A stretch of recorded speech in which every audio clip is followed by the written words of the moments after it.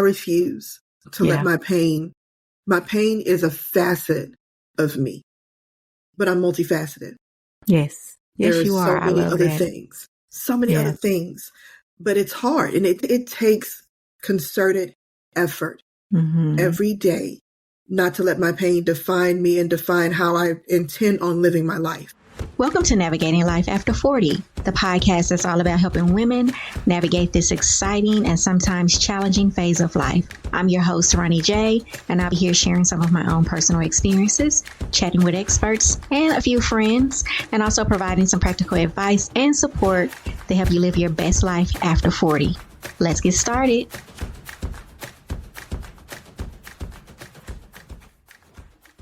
All right. Welcome back, everyone, to Navigating Life After 40, where we, of course, love to talk about the joys and the nuances of navigating this amazing life. I am your host, Ronnie J, and I am here today with a special guest, Tanesha Graham. Hi, Tanesha. Hey, Ronnie. How's it going? I am good. I'm glad to have you here today. We are going to be talking about a really amazing topic that I don't think is really... a lot of time is really spent on this topic. And as I was doing my research, that was something that came up as well.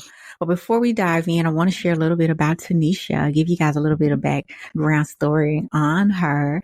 Then we will, we will jump into our discussion for today. So Tanesha, she's amazing. She has 15 plus years of experience as in human resource management and consulting. She's also a coach, and she's an amazing coach. And we recently actually went through a program together as well, are working on a certification. So I can't wait to share that with you. So we're going to keep that on the wraps for now. If those of you listening that might know what it is, you keep it on the wraps too. But she also helps companies and individuals navigate the next steps in their careers and organizational evolution. She holds a BA in psychology and an MBA in organizational psychology and development. Look at that. And also is a certified mental health coach through the Headspace Training Institute. Welcome back. Well, I mean, not welcome back, but welcome again. Like, girl, you doing it. Like, for real. You're very smart. That's one of the things that I really admire about you and having conversations with you is that you are very, very, very smart and intelligent. And I love talking to intelligent people. So sometimes I'll be like, where you at? Because I miss talking to you. You always have the greatest conversations. Thank you so much. Before we dive in, you're welcome.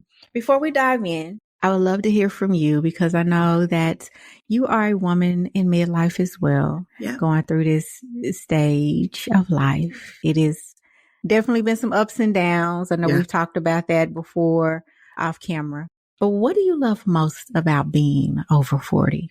There is a contentment and a settling and a peace that happened when I hit 40 that it almost felt like literally I blinked and all of a sudden I didn't care about the small minutia of life anymore. I didn't care about the things that would bring petty stress and stuff like that. I stopped caring about that and I started focusing on what is going to be the second half of my life, which I think is going to be the best half of my life, to be very honest with you. And then when I hit 41, the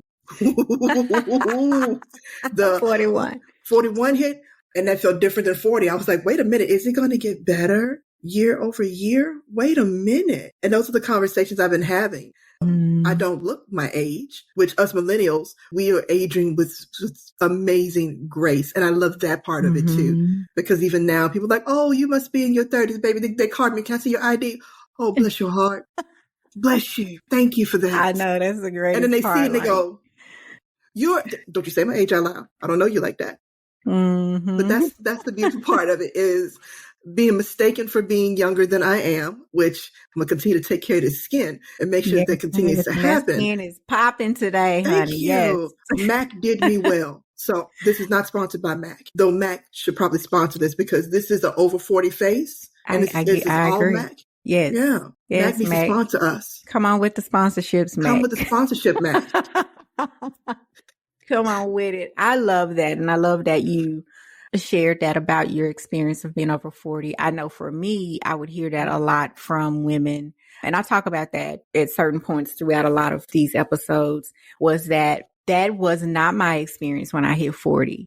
Mm-hmm. It was my experience when I hit 40, maybe somewhere about 44 and a half. At that point in my 40s is when it hit. But I also realized that I had so many other things going on, but they were health things, which is, of course, what we're going to talk about today, that did not allow me to have that experience. Yeah. Yeah. They kind of like, it robbed you I'm of it. thinking like, sense. yeah, it did. It did. It robbed me of it. And so I love being where I am now.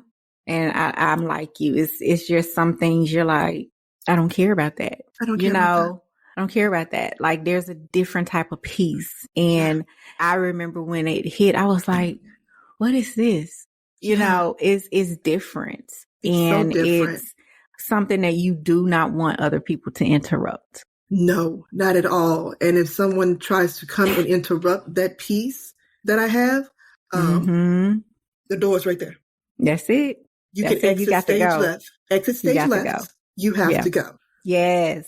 Yes. I just posted something about that on one of my social media pages, and it was talking about peace and how it doesn't matter if you blood or not. If you interfere with my peace, you got to go. You got to go.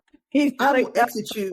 I will exit you immediately. Yes. Immediately. You have to go. And it used to be in my younger years, in my 20s and my 30s, I would give long dissertations as to why I was exiting someone and giving them reasons why. And this is this because I felt like I owed them an explanation.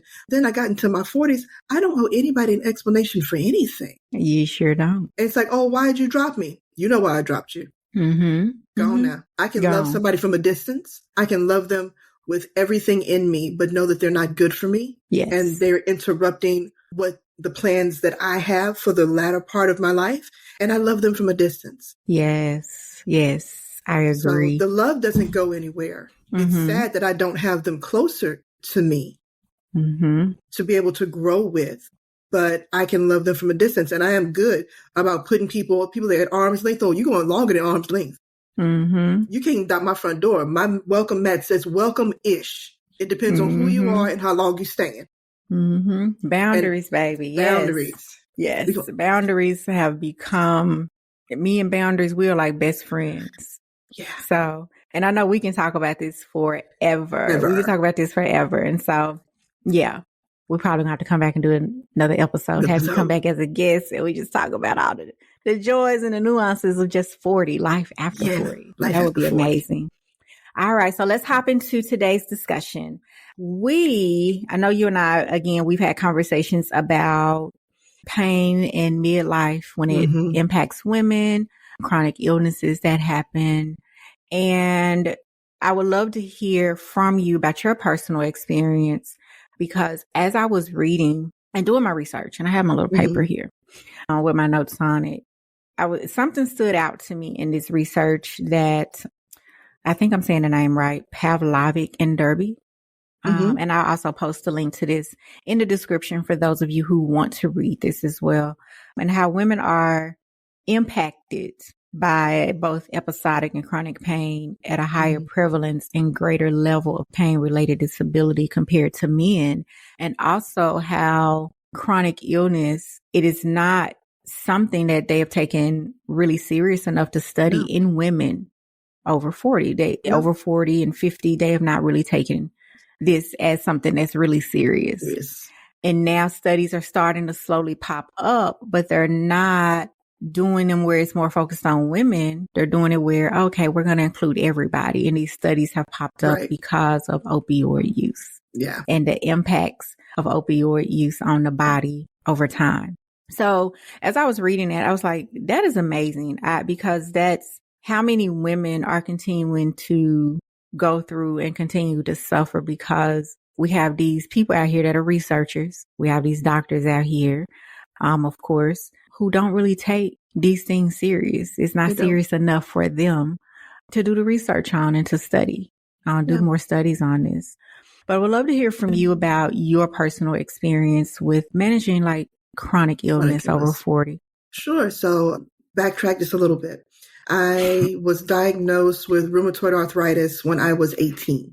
In all likelihood, and to kind of look back at my past and everything like that, my mom tells me that our pediatrician didn't even know that my mother had 2 other kids most of the time because all she ever saw was me. So I've been dealing with chronic illness the majority of my life, whether it was allergies, asthma that, that came up when I was in my late teens, but I was always accident prone and always in injuries and things like that. And they just figured, oh, it's just growing pains.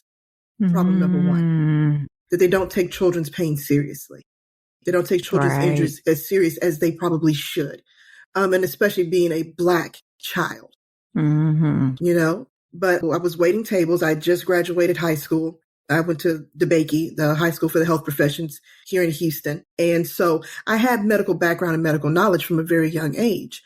And I woke up one morning after waiting tables at Papado's, and my hand was literally like this. I couldn't straighten my fingers. I was in so much pain. I was crying and I was home alone. And it took probably about half an hour for me to be able to dial the phone to call my mother at work. And I call her crying. And of course, alarm bells start going off. She gets me an appointment. I was able to finally move my hands to a point where I could drive myself. And they ran blood tests and they came back and they said, "You have rheumatoid arthritis." I said, "I got who to what?" Right. Well, that's an old people's disease. What do you mean I have rheumatoid arthritis? Yeah. And they said it's an autoimmune issue. And I just kind of sat there and I'm like, I'm 18. What am I supposed to do with that? Fast forward to me being in my 40s, and rheumatoid arthritis is a very large part of my life and looms very heavy in the background because I have not had a pain-free day at all since I was 17. There is not one day that has come up in over 20 years where I am not in pain. And some days are better than others. I normally stay on a scale and they give you a scale of 1 to 10, 1 being, oh, you're fine, 10 being the worst pain you imaginable. My pain tolerance is higher than a lot of folks because I just get so accustomed to it. But I sit at a 5-6 consistently. Wow. When it gets to be a 7-8, if I'm complaining that I'm in pain, my husband knows this is a bad day. Even now, you can see I have a scar here where I have half my shoulder replaced 2 months ago because the pain had gotten so bad. And then all of the constant steroid use again, prednisone, steroids, they are a double-edged sword. And that's something that people with chronic illnesses have to deal with, they're trying to calm down the inflammation in the body. Yes, but there's a but that goes with that. And so they are treating the symptoms.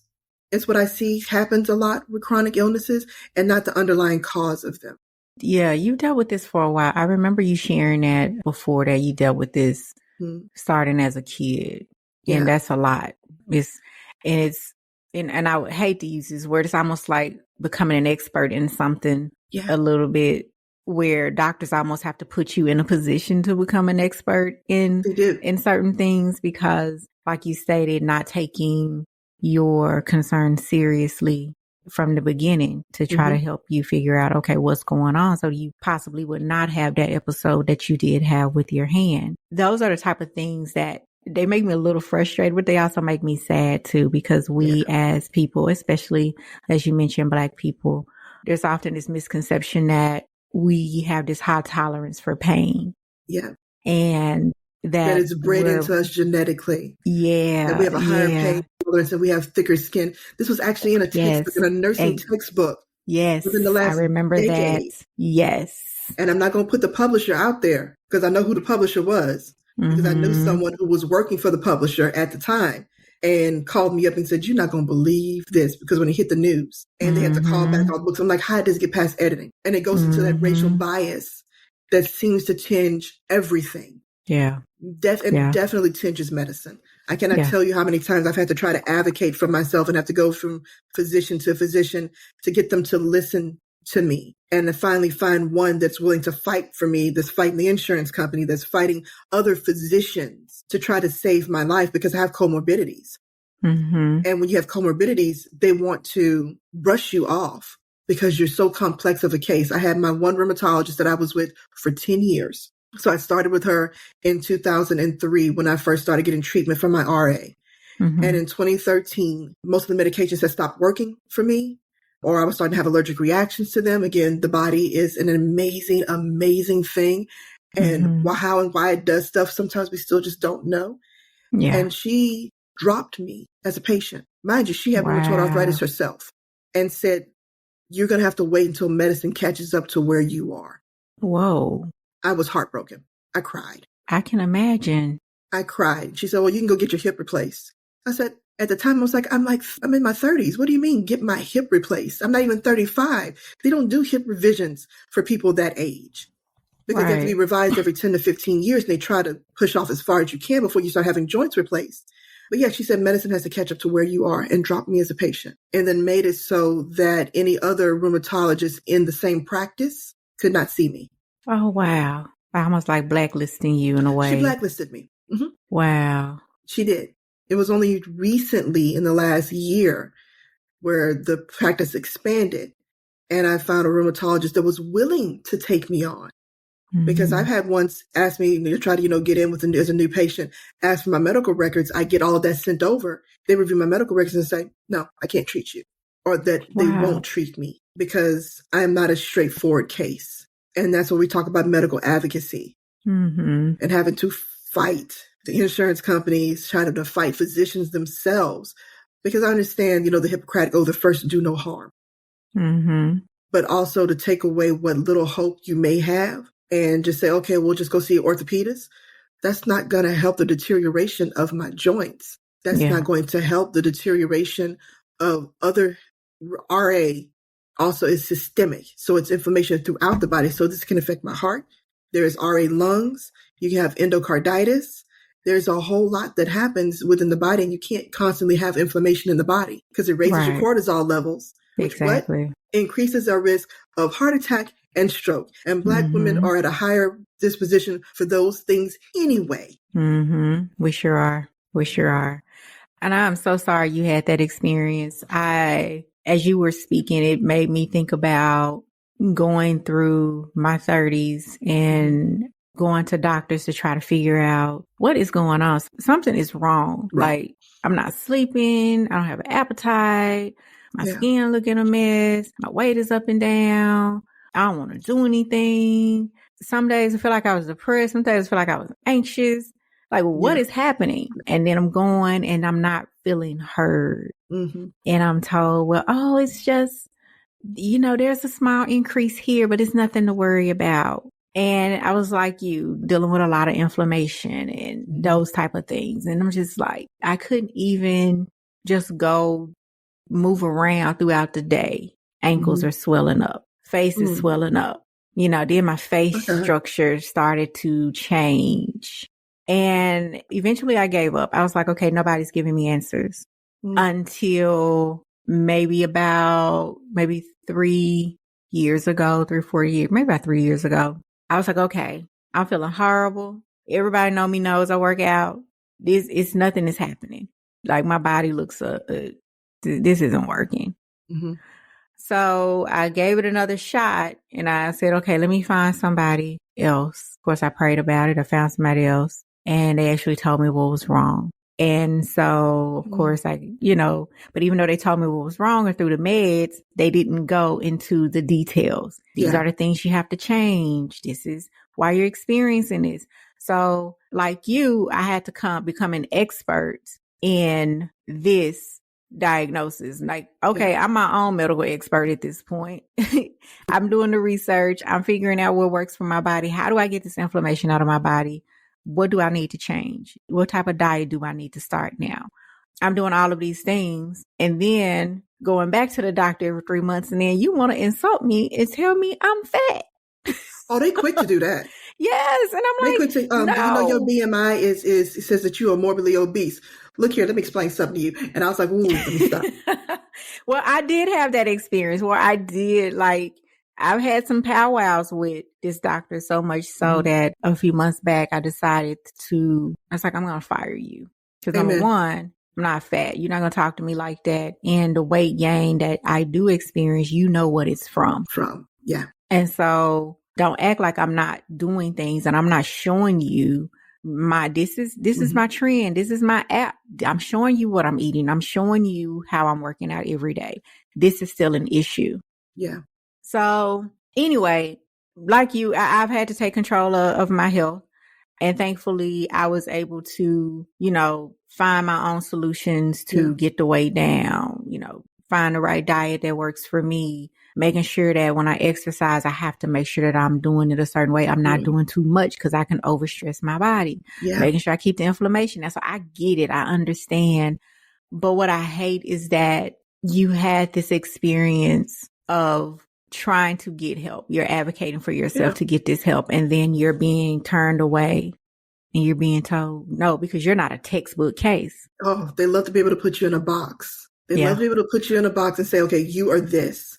I have fired many a physician. I've been in the hospital and I've fired many a nurse that's talked crazy to me. It's like, no, I refuse at this point because I am comfortable in the skin that I'm in. Finally, it waited until I was in my 40s to get comfortable in the skin that I am and recognize that I'm not going to talk badly about this body because this body has gotten me through. Right. This body has been through a lot and I'm not going to disrespect it by speaking negatively about it. Yes. And so when they come in, jump on the scale for me. No, thank you. Yeah. Well, we need to get your weight. No, you don't. No, you don't. That's not part of your vitals. No, you don't. Explain to me why I'm here for my asthma. You're asking me about my weight. And they want to stand and blink at me. And I blink right back. I blink at you. They do. They want to blink at me because they don't know what to do with me. Because they're just so accustomed to people just, you do this and they put you in this little box. I don't do any of that. I do have a whole practice of physicians with my asthma, which is uncontrolled no matter what I do. I take my medications on a regular and still will end up in the hospital for 7 to 10 days, at least once a year, with struggling to breathe. And I had this one doctor, she has passed on, Dr. Lillian Diaz. She was a pulmonologist. And when I tell you she fought for me, she fought for me and fought for me and fought for me, even while she herself was dying of lung cancer, which is ironic for a pulmonologist, right? Yeah. For a lung doctor. And she fought for me to the very end. She saved my life. And I will be eternally grateful. And I hope that when I do get to the pearly gates and I get to go to my mansion, I get to pass by her house. I go, hey, I see you. I see you. Thank you. Hey, Doc, how you doing? But I have a team of doctors now that it's an entire practice. I've seen just about every doctor that's in the practice between the hospital and outpatient. And when I tell you they're like, you're doing your research and everything, they're sitting there on the computer with me in the room. They spend 45 minutes with me. That's unheard of, for a follow-up visit. They spend 45 minutes with me doing research, pulling obscure articles and going, okay, if we add magnesium to this, magnesium glucate, and then you take the vitamin D, and then according to this study, this may do this. I'm like, that's what I need. That's what everybody deserves.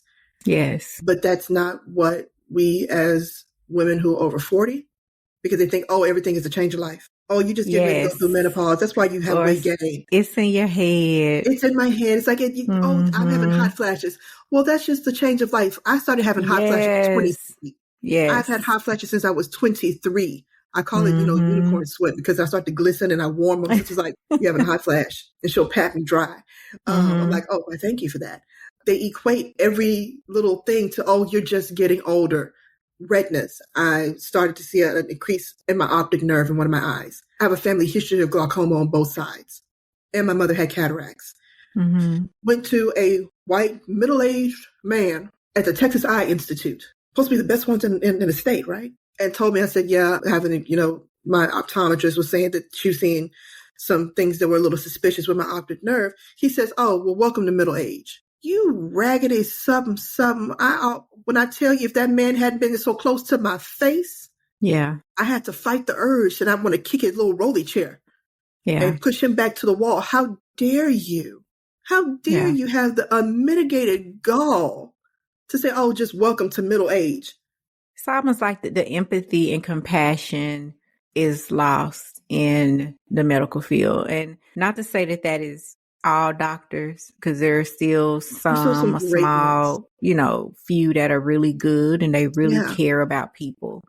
But there seems to be just this loss. There's no more empathy and compassion for people. And everything is almost like going to the doctor, and it's like you're on I'm trying to think of like an assembly line, Yeah. You come to the and they're coming carousel. in. Yeah. And they come in and sit with you for a few minutes, and they got to leave you and go run over here to be with someone else. And you don't get all your questions answered. If you get any of them answered. If you get any answer. I remember a doctor telling me, because I was like, well, I had some questions. It was my first time meeting her. Yeah. She was like, well, I don't have time to answer your questions. So I said, well, why are you here? Amen. Give me somebody that can answer my questions for me. And so she got fired too. Yeah, fired. And so like, I pay you. Yeah, my insurance paying you, but I'm paying you a copay too, but I'm paying for this insurance. Yes. So I'm not going to be paying you to think that you can treat me any kind of way. Or to pander to me, or to talk down to me. Talk down to me. Infantilize me and go, well, see, here's what it is. No. Mm-hmm. Check your tone. And then we get labeled, right? That we're a difficult patient because we ask questions and we don't take everything that is said to us at face value. I've had it happen in the hospital where I'm trying to advocate for myself, and my mother is trying to advocate for me. My husband is trying to advocate for me, and they're talking down to us like we haven't been here before. And my husband tells them every time, go read her records, go sit outside, pull up her chart. I go to one hospital and one hospital only so that they have my records. They have my records going back to 2011. Go back and read them. Take the time to read it and come to me. Oh, have you tried this? Have you tried prednisone? I've tried prednisone to a point where I've literally had my bones drilled into because there are little spots of necrosis that are due to the long-term high-dose steroid use. But it was necessary to keep me here and keep me alive. So it's like, no, I'm quick to fire somebody. I don't have a problem with that. If I'm paying you, you fire. And now, not respectfully, I don't tell them that I did fire one lady. I told her to get out and don't come back. Well, I did.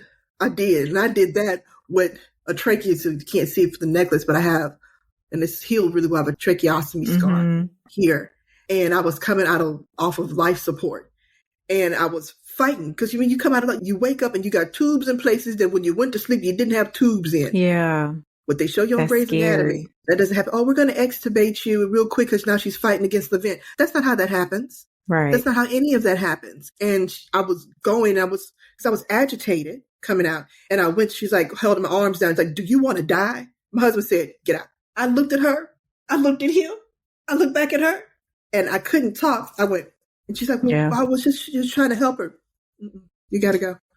You got to go. And don't come back. And that was an ICU nurse. It was a Black ICU nurse. Wow. I don't blame you. Wow. It's amazing. And it's not that all the medical profession is bad, because I don't want the people to think that we're just bashing the medical profession. Yeah, we're not bashing you guys, those of you who are in the medical profession listening, but there have been some bad experiences. Yeah, it's our lived experience. Lived experience is the truth. Yeah. Whether somebody really likes it or not. And if you are listening to this and you are a medical professional, I would say we understand that it's stressful for you all. We get that. And that it's a lot. It can be a lot on you. Yeah. But that empathy and compassion should come first. And that first oath that you take, which is to do no harm, should always be at the top of the list. Yeah. As somebody who I don't see patients, I'm not operating on people, I'm not delivering babies, I'm not doing all of that. But as someone who has been a therapist before, that was also our first part of our ethics first. That's the very first one, is that we can't do any harm to anyone.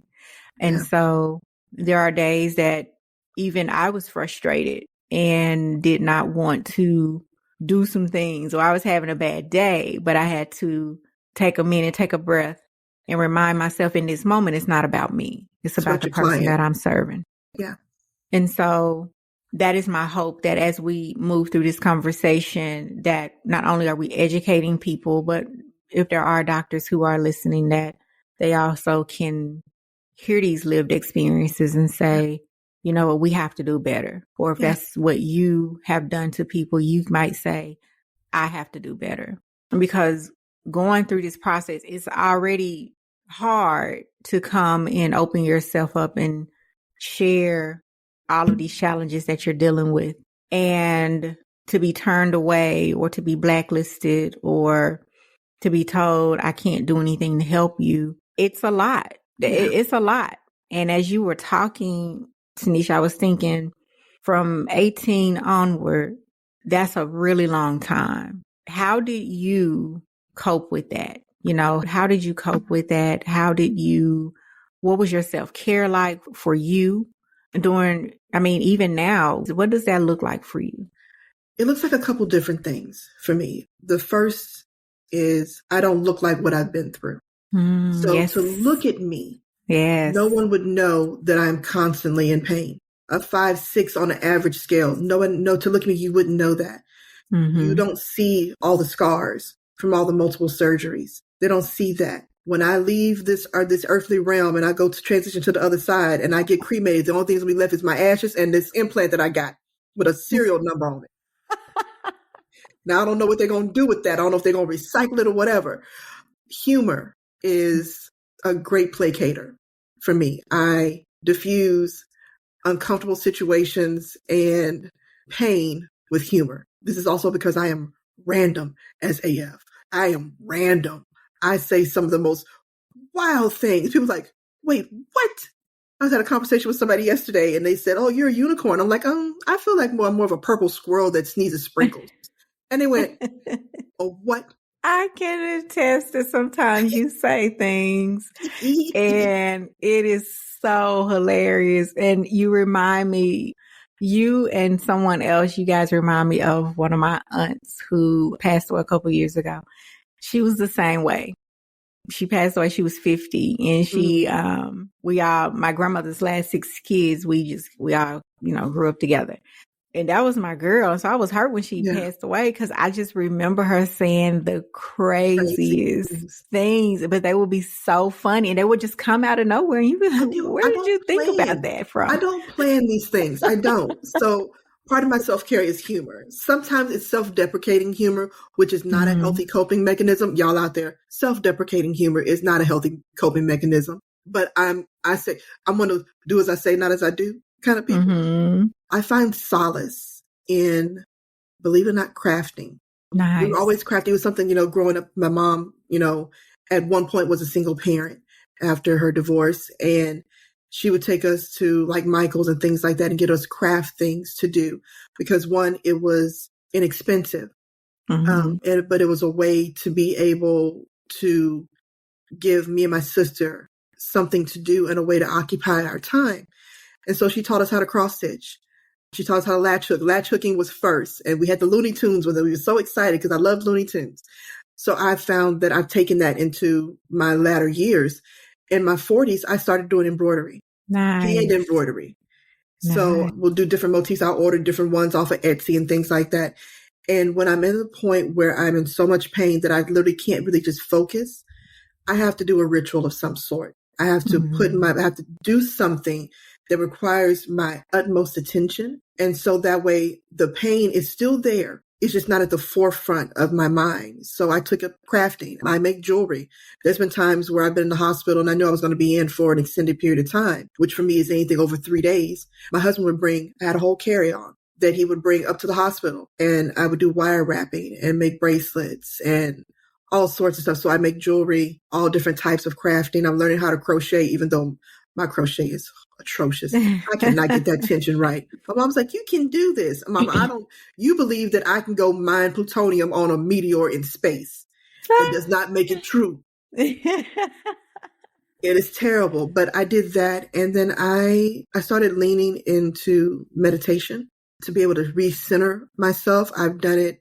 And this is not a plug for Headspace, but I do use Headspace. I use Headspace for sleep because sleeping is hard. I have very broken sleep, but the brown noise works for me. It sounds like the whooshing of the inside cabin of an airplane. The brown noise does it for me. I've tried all the other noises, and that's the one that will get me to drop off into sleep. I've done ones about pain where I'm literally trying to focus myself and recenter myself and realize that my pain does not define who I am, even though a lot of days it feels like it. Yeah. So I do that. And then, I do the things that bring me joy. I watch Call the Midwife on Netflix. I've seen Call the Midwife. I've seen all the seasons. I can probably quote you, probably verbatim, the script, but I watch those things that bring me solace. So that's been my self-care. My self-care in my 40s has been more focused on not the tangible external things like ice packs and, and massages and things like that. No, it's been more of a spiritual kind of balm for me than using external things to try to help, the physical pain. The actual pain itself is like, yeah, but I got to get my mind around it. Yeah. Like we were talking a couple of weeks ago and I was in a bad place and you're like, hope you feel better. I'm like, I do too, but I'm going to plateau soon. And you're like, well, what does that mean? And I said, I'm going to plateau in that I will get accustomed to being at this level of pain so that that way I can work through it. I can continue to do things despite it. But sometimes it takes a while and I get crabby. I'm not the happiest of people. I'm not the easiest to deal with. I am grateful for family that gets me and understands me and will see if I'm starting to spiral. We'll say, hey, why don't you go make a cup of tea? Hey, have you done any of your embroidery lately? They pay attention to me and they can see the cues. So having a firm foundation to anchor myself to when the pain gets to be a little out of control has been probably better than any opioid painkiller that you can find. There's nothing like it. I love that. I love that, having that support system who can see when you're not having a great day and they know what could potentially be happening. And so they step in. That's amazing because a lot of people don't have that and you do. And so I love that you have that for you. And you also said something else. You said, my pain does not define me. And I love that because I've heard so many stories or I've talked to so many people throughout, I would just say even as my time as a therapist who dealt with pain. And it was almost like that pain became their identity. Yeah. I refuse to let my pain is a facet of me, but I'm multifaceted. Yes. Yes, you are. So many other things. So many other things. But it's hard and it takes concerted effort every day not to let my pain define me and define how I intend on living my life. Because none of us know how long we're going to be here for. But if we do know it's for a finite amount of time. And I refuse to let my pain, whether that pain be physical pain, whether it be emotional pain, to keep me from living my life to the absolute fullest that I can. If that means I want to go to Disney World, but I know I'm going to need a mobility scooter because ain't no way in the world I can walk that far, that's fine. I'll get a yellow one with a little license plate that says speed demon on it and then run over little kids at Disneyland. You saw me coming, I honked my horn, you should have got him. Not my fault. Get out the way. Your child is now a speed bump. I'm sorry. I love that. It's still living life, living life, improvising, yes, I can still do the same things. I'm not going to let this stop me from living my life. Yeah. And that within itself is empowering. And even in hearing you say that, it has empowered me because recently that's what I started to tell myself. Push anyway. On those days when you don't feel like going out. So like, for example, a couple weeks ago, I was supposed to go. Well, I did go, but I went out to meet some social media friends. And yes, for those of you who follow me, sometimes you talk to me a lot. I do meet you guys in person. So, and my mind just kept saying, no, you don't want to go. And I just wasn't feeling well at all. And so I ended up pushing myself. Anyway, I say, you know what, go and do this. Now, there are moments when I do have to listen to my body and say, okay, you got to rest. You don't listen to it, that body going to sit you down.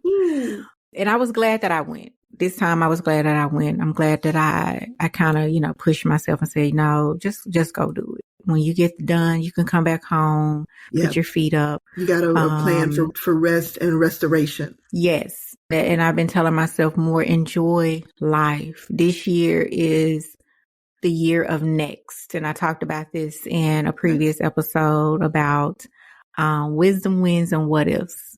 And my what ifs involved the next. What if this?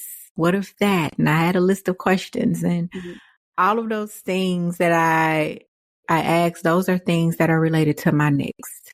I love and that. Things that I plan to focus on like more of in 2024. And so you saying that I'm going to put that on a sticky note so that I can keep it on my desk. My pain does not define me.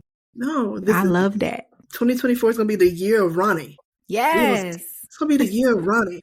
Every time I turn around, you doing what? You aware? Yes. Okay. Yes. Do Yes. the thing. Yes. Yeah. So that's, man, I'm telling you, yeah, it used to be a challenge because even when I would travel a lot prior to the pandemic, it was still like that inflammation. I'm like, I don't want to sit this long. I don't want to do this. I've learned what I need to do to manage it. Yeah. And I'm hoping that one day I can have a doctor to come on and talk more about it and talk more about like how inflammation really impacts the body further than what we're talking about it now. Because inflammation does some things, some terrible to you. Things. And yeah, I've learned how to deal with it so that when I am traveling now, it's not bad. I'm not looking like a puffy marshmallow. Listen, there's nothing wrong with looking like the Stay Puft Marshmallow Man. Listen, I look in the mirror sometimes and be like, girl, you so inflamed. Just a bit fluffy. Nothing wrong with a little fluff, a little extra fluff. I totally get it. Even like when I travel, I haven't traveled in the last year, give or take, which is upsetting for me because I love to travel. I love to travel for work and everything else. I know that I have no problem with saying that I need extra time to board and board in group one. And they look at you, and this is a common misconception and is myth that people who are disabled are only people who you see in wheelchairs and using walkers and using canes. I do occasionally use a cane. Full transparency. I do occasionally use a cane because I have a hip that don't quite do right. But it's this misconception that just because you don't see my disability doesn't mean that I'm not disabled. Yes. You know? Yes. So there's those common misconceptions, or that, oh, it's just arthritis. It's not that bad. Take some Tylenol arthritis. No. When I say I have arthritis, they think osteoarthritis, which is what happens with use and with age. No. This is something completely different. This is my own body saying, oh, look, there is something foreign. I'm going to go kill it. That's what my body is doing. I'm like, wait, no. I made that. Leave that alone. That's not a foreigner. But I just get caught up in the misconceptions about pain and the myths around people's pain, around Black women's pain, and not being listened to. But I tend to not want to focus on that because I have no problem educating somebody if somebody is ignorant to it. And I use ignorant in that they just don't know. Now, if you're willfully ignorant, then I might have some verbal skibbity paps for you. Skibbity paps. Verbal skibbity paps. And for those of y'all listening, like, what in the world is a skibbity pap? You know, when you walk past a cat and they go flap, flap, and they fight, they hit at you? That's a skibbity pap. Yes. That is, the comedian Tony. What's his name? I cannot think his last name, but I see him with those videos when he does the voiceovers of the cats. And he does that. I do verbal skibbity paps. Yeah, I love that. I know earlier we talked about the healthcare system. Yeah. Were there any resources that you use that you could maybe recommend to those who are listening and watching today? So a lot of times I will stay in the realm of academia. So I want to pull studies. Don't get me wrong. WebMD serves a purpose. But if you go to the WebMD and you use the symptom checker, it's going to give you everything. You're going to have everything, and you're going to think that you are dying right now. It serves a purpose. So I'd use a lot of academia. I will get on and use and pull, academic articles about things. I do try to go. All media to some extent is probably a little biased, right? So that sometimes I take certain articles with a grain of salt, or I'll read one article, but then I'll go and check and see what other media outlets are talking about the same thing that may have a little bit of a different spin on it. And then I will take those articles. I'll print them out if I have to. And when I go to my doctors and says, okay, well, I found this article that says something about this. And, what about that? I've created entire binders on me for my physicians. Now, should I have to do that? No, but I'm a complex creature and they can't know everything about me. I've created entire binders for me. And that's, to me, I feel like that's also a part of self-advocacy. It is, because they know that I'm serious about what's happening to this one body that I am given. And I need somebody to listen, and I will tab it. I've done things like that. I also think that you have to be careful because too much research will put you down a rabbit hole and will further depress you at times. So it's about learning where there's a balance, right? You want to read the literature, You want to read, what any information that your doctor gives you and things like that.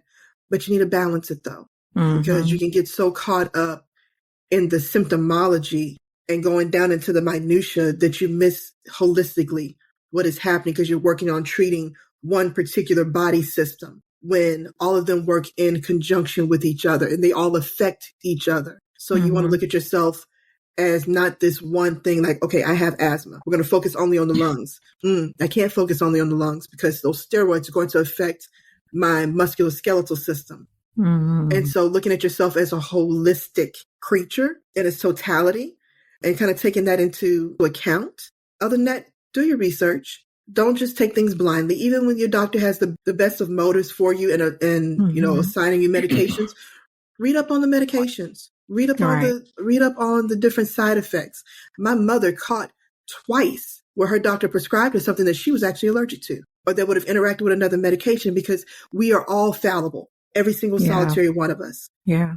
And so your doctors may not always catch everything. I've had them give me antibiotics. I'm going, what part of I'm allergic to penicillins did y'all miss? I need a zithromycin, not a erythromycin. Yeah. You're like, oh, you know the difference. Well, it might kill me, so I kind of need to. Yeah. I mean, I'm going to advocate. So do the research, read the medication, and then have a conversation, realizing that your healthcare team are experts in certain things, but you are an expert in you.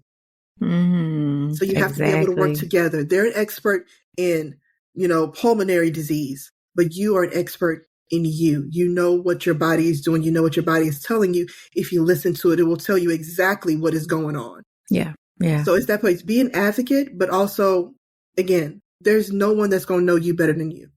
Yes, that is absolutely true. Because I know sometimes you can do too much research and it can make you depressed. Yes. And anxious about everything. And that is something that you want to avoid. Yeah. But I do like what you mentioned about looking at everything holistically. And in the term that I like to use if people laugh, eat the fish and spit out the bones, you know, and because everything that you read, it might not apply to you. It could be something that you say, I might try this, but it might not apply to you. It might be for somebody else, but also get, playing around till you find what works best for you as well. Yeah. So like imposter syndrome. Imposter syndrome wasn't meant for Black women. They were looking at middle-aged white women for that. They didn't look at anybody else, but then they prescribe these things to you. You're like, hold on, that doesn't quite fit me. Yeah. For, X, Y, and Z reasons, of which we can go into that on a different podcast. But yeah, you have to look at it holistically, and too much of anything is not good for you. So I would say everything in moderation. If you see yourself starting to spiral and go down that rabbit hole of research, step back. Yeah. Yeah. Step back and realize that sometimes there may not be research for what you're going through. I have one diagnosis that you can only find in a textbook. Wow. It is that rare. It is that rare that they said we can only find it in a textbook. You're going to have to find somebody they told me you're going to have to find someone in academia to help you. And I'm sitting going, what? Lil John, what? Okay. I mean, what am I supposed to do with that? And I still, to this day. Different. Yeah. I'm like, I have what? And they get this long name. I'm sitting there, can you write it down for me, please? Don't be afraid to ask them to write something down for you. Right. And then go look it up yourself. Now, don't go too far down the rabbit hole, because they don't tell them what you're going to do. And you might need to do some of this stuff on a private browser. I'm just saying. But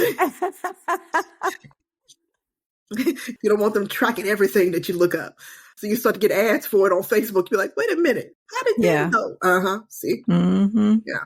Well, that everything is so in moderation. True. I agree with that. Everything in moderation. And we touched a little bit on like how this can impact chronic illness can impact you emotionally as well. What role would you say that mental health plays on this journey? Oh, it How plays important is that? Massive.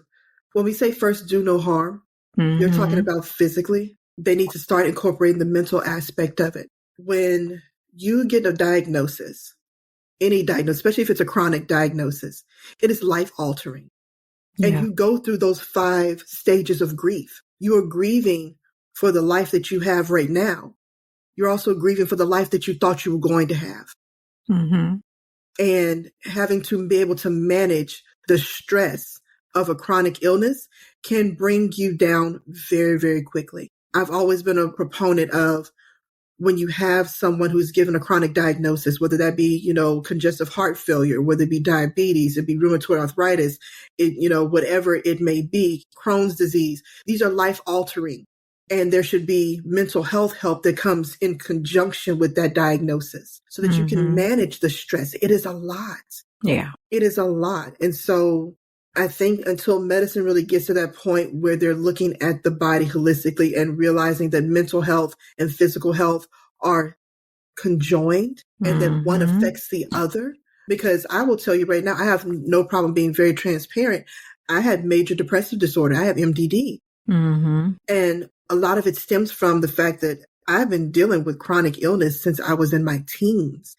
Yeah. And every time you think that you've gotten over the hill, something else happens. Yeah. And there's no mental health help there to undergird you.